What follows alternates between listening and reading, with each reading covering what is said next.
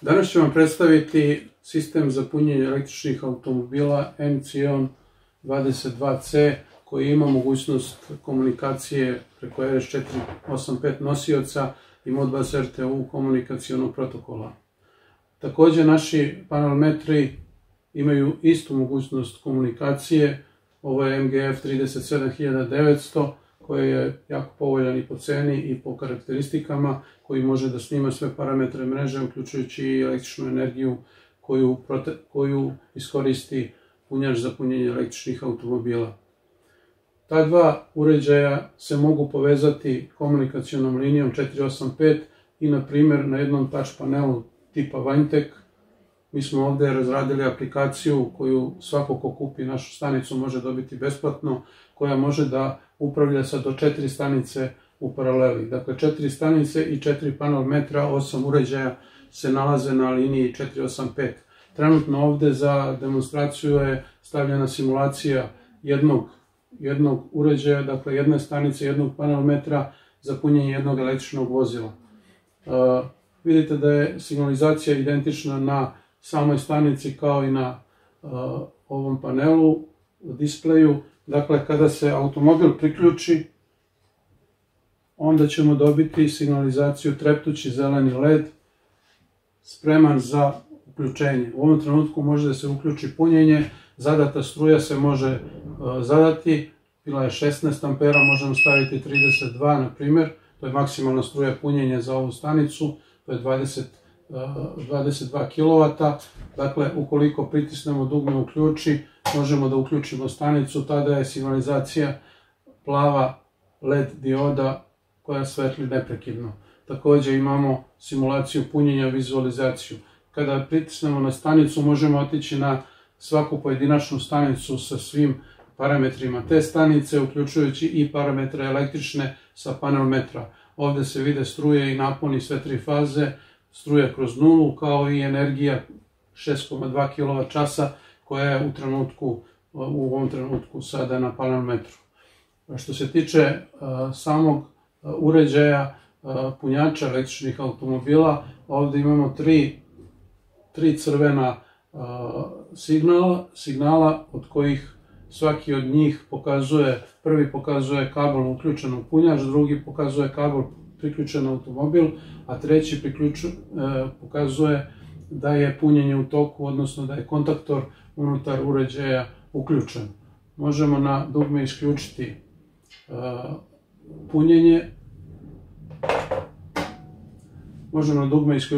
punjenje, tada imamo dva signala trenutno uključena. Vidimo da možemo struju promeniti, temperatura unutar same stanice je 36 stepeni, dakle i o tome se vodi računa u nadzoru. I ovdje imamo također mogućnost kod ove aplikacije da možemo postaviti proizvoljno trajanje punjenja kao i proizvoljno vreme kada će doći do uključenja, odnosno odložen start. Uključenje može biti na primjer na 1 minut. Kada budemo stavili 1 minut ovdje i uključimo stanicu, ona će krenuti u punjenje i vidimo ovdje odbrojavanje u sekundama, dakle trajaće punjenje tačno 1 minut. Ukoliko želimo noćno punjenje, na primjer, stavit ćemo odloženi start u 24 časa, odnosno u 1 čas, recimo po ponoći, tako da iskoristimo jeftinu električnu energiju koja je 4 puta jeftinija u toku noći u odnosu na dnevnu skuplju tarifu. Također ovdje možemo na dugme potrošnja na ovoj aplikaciji da vidimo sve trenutke uključenja i isključenja stanice i u isto vrijeme vidimo kolika je energija bila očitana u svakom od ovih trenutaka. Pošto se radi ovdje o simulatoru, energija je uvijek 6,2 kWh, dakle nema promjene energije, a vidimo ovdje oznake 21 i 20, dakle to je stanica broj 2, 21 je uključenje, 20 je isključenje i na taj način možemo vidjeti tačno koliko je energije utrošeno za svaku od pojedinačnih punjenja. Stanica se isključila posle minut trenutno i možemo da je ponovo, ukoliko želimo, uključimo bilo odloženo, bilo sada.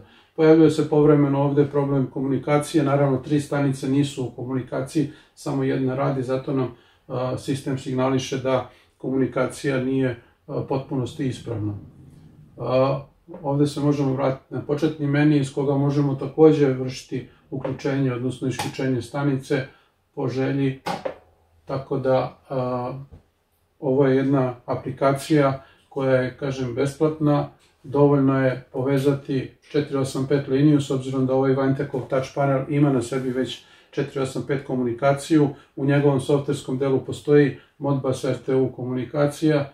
Dakle, uz našu aplikaciju koja se dobije besplatno, ovaj sistem je kompletiran. Ništa više od hardvera niti softvera nije potrebno, izuzev kabla za povezivanje koji je tipa JHSTH 2x2x08 na primjer, ili YSTY opet 2208. Sličan sistem kao što je ovaj razvili smo također za PC računar. Onaj ko ne želi da kupi touch panel se naravno ne nabavlja kod nas, već direktno kod zastupnika Vinteka, a ukoliko želite možete na PC računaru isto ovo dobiti. To ću u nastavku pokazati. Neophodan hardver za to je jedan mali pretvarač 485, USB na 485, koji je ovako izgleda.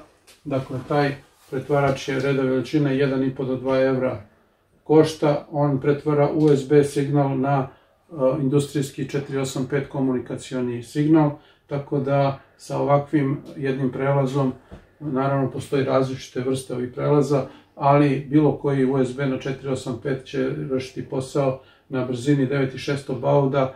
Može se sa ovim dobiti dužina od više stotina metara rastojanja između touch panela i ovog uređaja jednog ili drugog. Sasvim je svejedno da li je rastojanje između uređaja panel metra 400 metara, pa može biti opet 400 metara do sljedeće stanice, ili obrnuto, to je sasvim sad svejedno.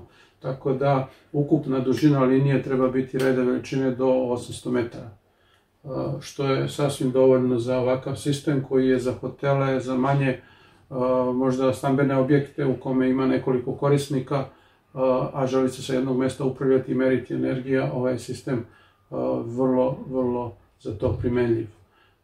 Druga verzija aplikacije za PC računar će biti u nastavku sada prikazana. Ovdje ću vam predstaviti i SCADA sistem za upravljanje pomoću personalnog računara, laptopa, koji radi na bazi SCADA sistema Honeywell, koji je besplatan, nalazi se na internetu, može se skinuti i može se besplatno se dobija licenca. Ovaj sistem se sastoji, dakle, opet od naše stanice, jedne stanice koja je povezana trenutno, a može ići do 6 stanica, zatim panel metra koji ide u svaku stanicu i koji meri energiju, i nadzornog sistema sa računarom na kome se nalazi na USB utaknut prelaz USB na 485. Taj prelaz se može nabaviti, košta reda veličine par evra. Ovo je ulazni početni meni na kome biramo jezik na kome želimo da radimo. Ako izaberemo srpski jezik, na primjer, dobit ćemo ulazni meni sa 6 stanica, gde vidimo da je trenutno stanica broj 2 u statusu uključena i signalizacija je identična na stanici kao i na SCADA sistemu. Ukoliko želimo, možemo da promenimo zadatu struju, na primjer na 30 ampera, da je ograničimo. Ta će struja biti zapisana i u električni automobil, tako da će ta struja punjenja ići kada dođe do uključenja. Ovo uključeno ovdje što piše znači da je uključen kabel i u stanicu i u automobil i da je automobil dao zeleno svetlo za start. Da bi startovala stanica moramo dati komandu, možemo to preko ovdje dugmeta start izvršiti direktnu komandu ili pak otići na pojedinačni displej za svaku od stanica, gdje je ovdje prikazana sad stanica broj 2 i koja se vidi sa svim svojim parametrima, uključujući i električne parametre koji se čitaju sa samog instrumenta panel metra MGF 37900. Naravno, postavljeni su i strujni transformatori, tako da je struja 32 ampera sa strujnim transformatorima 40 na 5. Ovakav sistem dakle može dati sve informacije kao i na Vintech Touch panelu, također i na laptopu, odnosno PC računaru, o stanju, statusu stanice, o statusu punjenja. Dakle, ovdje se može uključiti punjenje stanice. Kao što se vidi, ono je sad u statusu uključeno.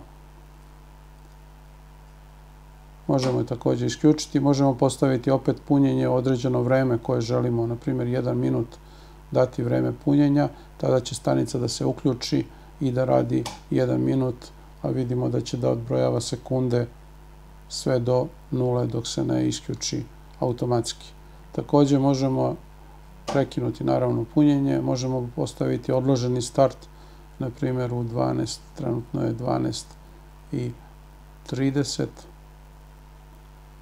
Možemo staviti da to traje 1 minut i kada pritisnemo dugme za uključenje, imat ćemo signalizaciju uključenja automatskog starta stanice koje je zapravo blinkajući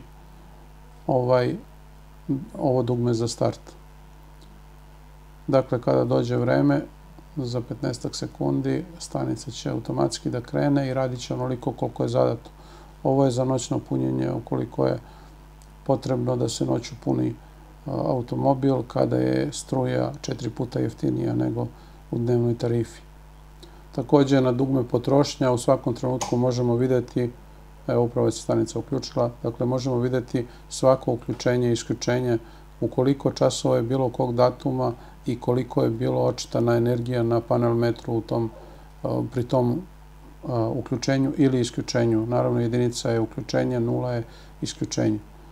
Potrošnja se može naravno iskloniti i u svakom trenutku možemo vidjeti kakav je status stanice, ne samo pomoću ovih osenčenih, odnosno obojenih polja na ovom simuliranom točku, već i vizualizacijom samog punjenja na automobilu. Dakle, ukoliko želimo, naravno možemo i prekinuti punjenje kad želimo, ako ne, automatski će se za 10 sekundi isključiti ovo punjenje.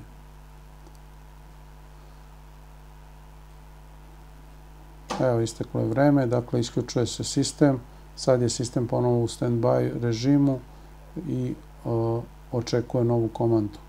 Ukoliko se vratimo na početni meni, opet imamo ovdje mogućnost i sa početnog menija također da uključimo bilo koju stanicu direktno.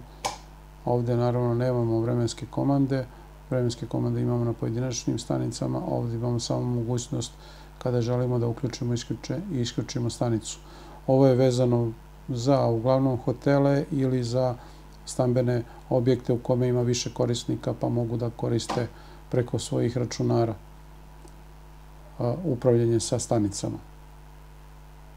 Dakle, jedan računar bi bio master koji u Modbus komunikaciji glumi mastera, dok su stanice slave, kao i panel metri, svi su slave. Za svu tehničku podršku i pomoć možete se obratiti Šrak Tehniku Srbija i dobit ćete kompletno uputstvo kako da instalirate, kao i potreban softver. Hvala na pažnji.